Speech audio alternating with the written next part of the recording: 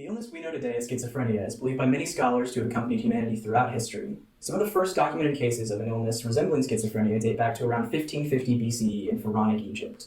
Documentation of an illness that manifested with symptoms of depression, dementia, and thought disturbances, which are characteristic of schizophrenia, is reported in the Ebers Papyrus, which is one of the oldest preserved medical documents.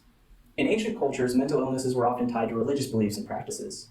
It was believed that those suffering from mental illness were demon-possessed or experiencing a form of divine punishment. Treatment spanned from exorcisms to trepanation.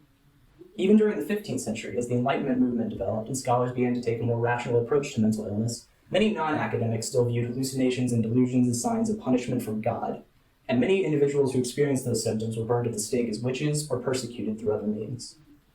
By the turn of the 19th century, psychiatry was making significant advances in the medical and scientific field, and physicians were beginning to understand some of the connections between the brain and mental illness. In 1878, French psychiatrist Émile Kraepelin created the first clinical conception of an illness with symptoms that we associate today with schizophrenia. He called this disease dementia praecox, or early dementia. In 1911, a Swiss psychiatrist named Eugene Bleuler recognized that this illness was afflicting younger patients and resulting in perceptual aberrations, but he posited the illness was not caused by deterioration of the brain, like dementia is.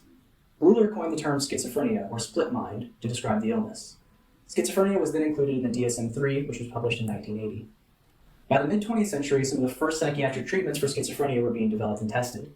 These included fever therapy, electrode therapy, and lobotomies, and these treatments were largely ineffective and had negative outcomes for patients.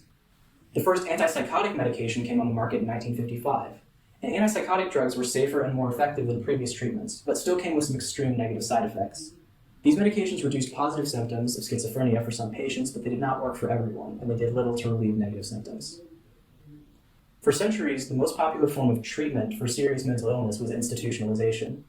In the 1960s, antipsychotics spurred the release of many mentally ill individuals from long-term care facilities, but some patients weren't ready to return to their communities or to support themselves, and this led to negative outcomes such as noncompliance with medication, frequent rehospitalization, and homelessness. In the 1990s, a breakthrough was made with the introduction of second-generation antipsychotics, which led to more effective treatment of individuals with schizophrenia. These medications, like their predecessors, helped relieve positive symptoms, but additionally they helped relieve some negative symptoms. Also, they came with fewer side effects and were more effective for some individuals who had previously been considered drug-resistant. Alongside the development of antipsychotics, in the 1990s, new therapeutic methods were introduced.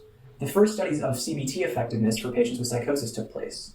These new therapeutic approaches helped alleviate symptoms and improve function for many patients. As more research is being done on treatment for schizophrenia, we've learned that schizophrenia doesn't have to be a lifelong and debilitating illness. Our understanding of schizophrenia has come a long way, and it still has a long way to go, but what's important to understand is we now know that people with schizophrenia can recover and find value and meaning in their experiences.